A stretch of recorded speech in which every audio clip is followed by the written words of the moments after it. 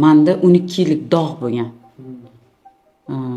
Asosiy sabab mana shu narsa bo'lgan. Menga kirib kelishimga 12 yillik dog' bo'lgan.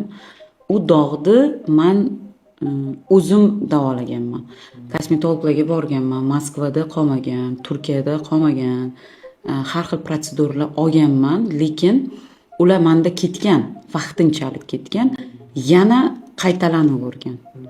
Keyin men buni muammoni nimadanligini aniqlashga harakat qilib 12 yillik dog'ni davolaganman o'zim. O'zimda ketganimni ochki deb yurganman-da. Hamma yog'imda dog' bor. Hamma ichki organizmdan ham chiqqan dog' bor edi. Noto'g'ri kosmetika, noto'g'ri SPF, noto'g'ri tonalni, xullas hammasidan bor edi dog'. Sekin ketkizganman. Keyin men buni uddaladim, qiloldim. Men kirsam bo'ladi. Keyin meni ustozim Maryam Sadoqat opa, sizda bor.